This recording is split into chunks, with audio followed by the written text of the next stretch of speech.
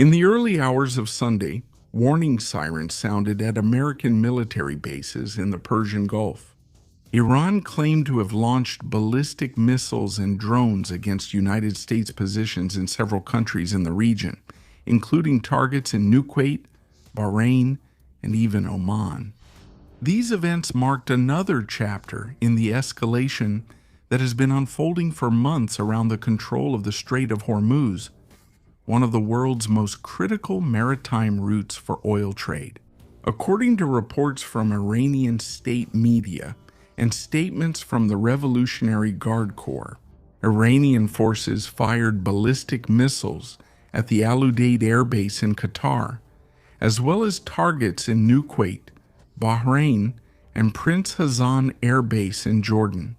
In Kuwait, specifically, the Revolutionary Guard stated that it hit facilities such as Patriot, air defense batteries, ammunition depots, radars, and other systems.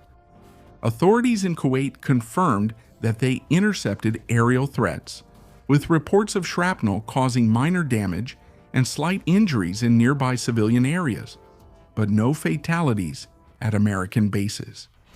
These Iranian attacks came right after the Revolutionary Guard Corps announced a complete shutdown of the Strait of Hormuz, claiming to have fired a warning shot at a Cypriot-flagged merchant ship passing through the area. A crew member is still missing, according to initial reports. And the U.S. Central Command described the Iranian action as a blatant attack against international commercial shipping. In response, the United States acted quickly and on a large scale. CENTCOM reported that it had completed the third round of strikes against Iran, hitting approximately 140 Iranian military targets with high-precision munitions. The targets included air defense systems, storage and launch sites for missiles and drones, naval capabilities, ammunition depots, communication networks, and coastal surveillance sites along Iran's southern coast. These strikes are aimed directly at degrading Iran's ability to threaten maritime traffic in the Strait of Hormuz, following a series of incidents involving commercial vessels in recent weeks. Military sources indicate that American forces used a combination of land and sea-based aircraft, drones, and naval units to carry out the attacks. However, the system drew attention due to its limited use so far in this conflict. Among the systems now being used intensively for the first time on a large scale in this conflict, the launches and high-precision strikes of the High-Mobility Artillery Rocket System, HIMARS, stand out. If you want more in-depth access to these analyses and exclusive content, which is only available to members, become an exclusive member of the channel. Just click here on the Become a Member button. The use of HIMARS systems represents an important milestone in the American campaign. It was used in the wars in Iraq and Afghanistan, but with more intensity in Ukraine, where Ukrainian units have repeatedly demonstrated the ability to carry out precise attacks against high-value Russian targets. The system proved its mobility and quick repositioning, confirming mobility as its main strength. Against Iran, these attributes gained special relevance.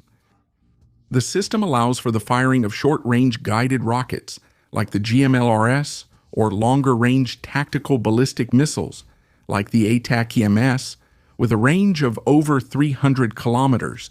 In the current context, American units positioned at bases in Kuwait could strike Iranian targets on the southwest coast, such as areas near Bushehr, and missile sites and coastal radars within effective range.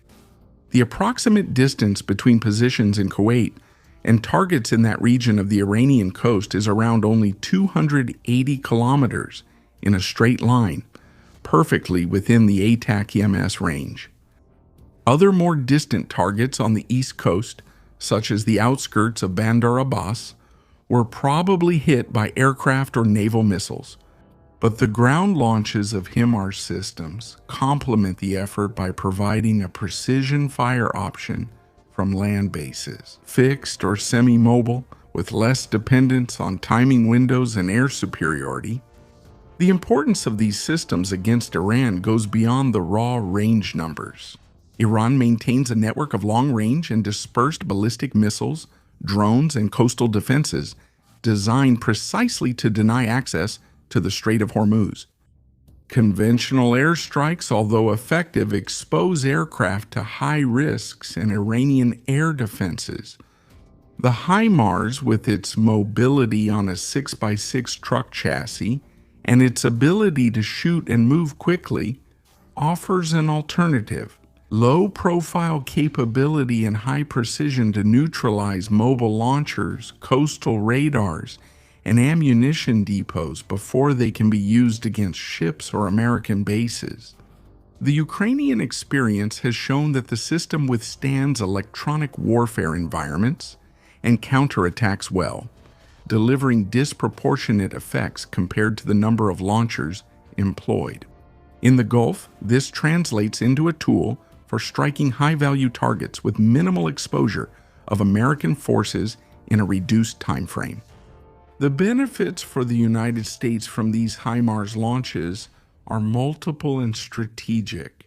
First, they demonstrate long-range precision fire capability from land bases in the region, reinforcing the deterrence posture, without the need to permanently increase the number of aircraft or ships in the theater.